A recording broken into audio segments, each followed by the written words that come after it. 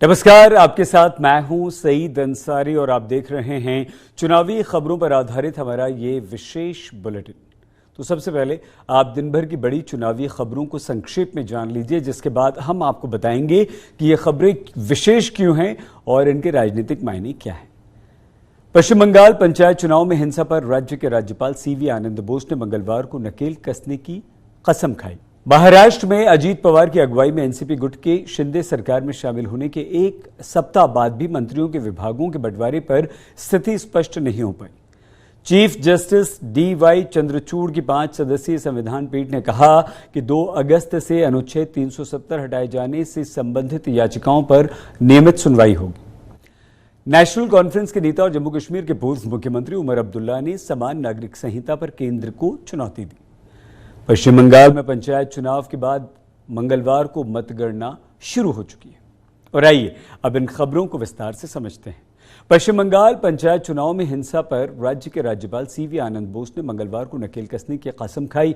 वो बोले कि राज्य में बढ़ती हिंसा के विरुद्ध लगातार लड़ाई जारी रहेगी और जिन्होंने बंगाल में हिंसा फैलाई वो अपने पैदा होने के दिन को कोसेंगे, क्योंकि सारी मशीनरी गुंडों और कानून तोड़ने वालों पर एक्शन लेने में लगा दी जाएगी। इससे पहले सोमवार को राज्यपाल ने दिल्ली में गृह मंत्री अमित शाह से मुलाकात कर हिंसा पर पूरी रिपोर्ट उन्हें सौंपी थी। क्या कहा, सुनिए।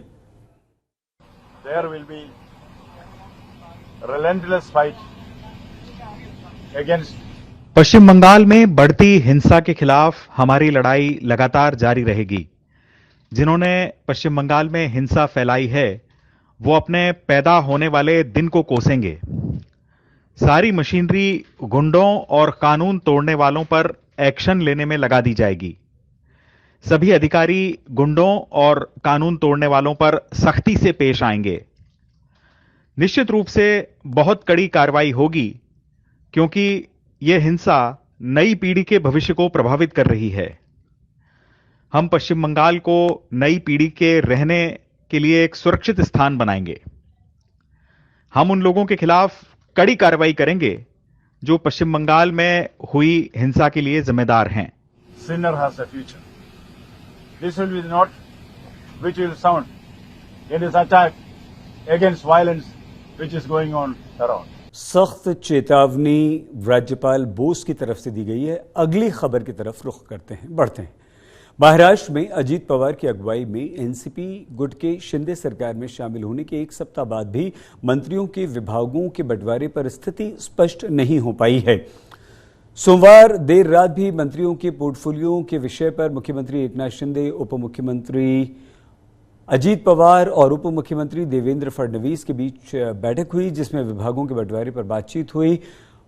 अजीत पवार शिंदे सरकार में वित्त मंत्रालय लेने पर अड़ गए, ऐसी खबरें आ रही हैं, जिससे शिंदे और बीजेपी खुश नहीं है। अजीत पवार ये भी चाहते हैं कि उनके विशेष सिपहसालारों जैसे कि छगन भुजबल और दिलीप पाटिल को महत्वपूर्ण मंत्रालय मिले। ऐसे में फिलहाल अभी यह तय नहीं हो पाया कि महाराष्ट्र में मंत्रियों के विभागों के बंटवारे का फॉर्मूला क्या होगा। ऐसा माना जा रहा है कि अजीत पवार अपने विधायकों के पोर्टफोलियो संबंधी प्रश्नों से बचने के लिए अपने भाई श्रीनिवास पवार के घर चले गए हैं और हमारे संवाददाता ऋत्विक भालेकर इस बारे में दे रहे हैं पूरी जानकारी। महाराष्ट्र के राजनीति में शुरू उथल पुथल थमने का नाम नहीं ले रही, क्योंकि शिंदे फडणवीस सरकार में अब अजीत पवार के नेतृत्व में एनसीपी भी शामिल हो गई है। एक हफ्ता हो चुका है मंत्रिमंडल की शपथ लिए हुए, लेकिन अभी तक उन्हें पोर्टफोलियो अलॉकेट नहीं किया गया है। देर रात मुख्यमंत्री के आवास वर्षा पर इस संदर्भ में एक बैठक भी चली। इस बैठक में खुद मुख्यमंत्री एकनाथ शिंदे और डिप्टी सीएम देवेंद्र फडणवीस, अजीत पवार तीनों शामिल थे। लेकिन बताया ये जा रहा है कि अभी भी अजीत पवार जो है ये फाइनेंस डिपार्टमेंट की मांग कर रहे हैं, जिसको पुरजोर विरोध शिवसेना के मंत्री और विधायकों से हो रहा है और कहीं न कहीं बीजेपी के विधायक भी इस बात को लेकर नाराज चल रहे हैं। चीफ जस्टिस डीवाई चंद्रचूड़ की 5 सदस्यीय संविधान पीठ ने कहा कि 2 अगस्त से अनुच्छेद 370 हटाए जाने से संबंधित याचिकाओं पर अब नियमित सुनवाई होगी। इस मामले में मंगलवार को सुप्रीम कोर्ट ने सुनवाई करते हुए सभी पक्षकारों को 27 जुलाई तक अपने जवाब दाखिल करने के लिए कहा। अदालत ने कहा कि उसके बाद कोई बदलाव कराने की अनुमति नहीं होगी। शीर्ष अदालत ने मंगलवार को सुनवाई के दौरान केंद्र के नए हलफनामे पर विचार करने से भी इनकार कर दिया। इस मामले पर एक याचिकाकर्ता हैं जो कि वकील भी हैं और याचिकाकर्ता भी। उन्होंने याचिका लगाई है, नाम है मुजफ्फर खान। क्या कहते हैं सुनिए। आज हेयरिंग सिर्फ डेट फिक्स हुई है, 2 अगस्त के बाद ये डे टू डे बेसिस पे इसको सुना जाएगा।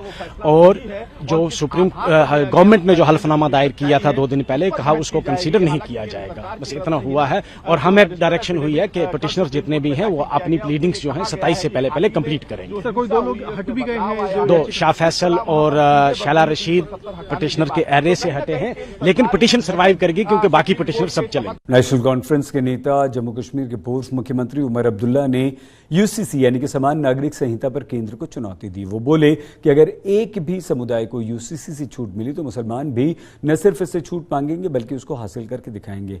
अब्दुल्ला बोले कि हम सुन रहे हैं कि समान नागरिक संहिता में कुछ समुदायों को कानून के प्रावधानों में छूट मिलेगी, जैसे उत्तर पूर्व के निवासी, आदिवासी और ईसाई समुदाय।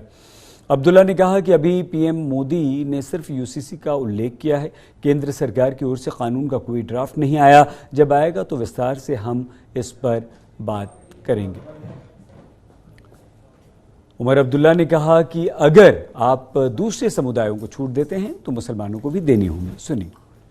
आप यूनिफॉर्म सिविल कोड को किस तरह देख रहे हैं, जबकि गुलाम नबी आजाद भी कहा था ये आर्टिकल नहीं है, पूरे मुल्क का मसला है, हर किसी को आप कोई प्रपोजल है अभी नहीं। हम किस चीज पे बात कर रहे हैं? मैं अगर मुखालफत करूं भी तो किस चीज की करूं ना, मेरे पास तो कोई प्रपोजल नहीं है। जहां तक कॉन्सेप्ट है सिर्फ कॉन्सेप्ट है। वजीर आजम ने कहा कि यूसीसी पे बात होनी चाहिए, यूसीसी लागू होना चाहिए, लेकिन कोई प्रपोजल तो आया नहीं ना। प्रपोजल आने दीजिए, उसके बाद बात करेंगे। लेकिन मैं सिर्फ इतना कहूंगा, जो कि बात चल रही है और कहीं कहीं बीजेपी वाले कह रहे हैं कि नहीं जी इसमें एग्जेम्पशंस होंगे, नॉर्थ ईस्ट के लिए एग्जेम्पशन होगा, ट्राइबल के लिए होगा, क्रिश्चियंस के लिए होगा, दलित्स के लिए होगा। लेकिन अब यूनिफॉर्म सिविल कोड का मतलब है यूनिफॉर्म, मतलब इस मुल्क के हर बाशिंदे पे वो लागू होना चाहिए। अगर एक को भी इसमें एग्जेम्पशन दी गई तो हम जो मुसलमान हैं हम भी अपने लिए एग्जेम्पशन न सिर्फ मांगेंगे बल्कि एग्जेम्पशन फिर हासिल भी करेंगे।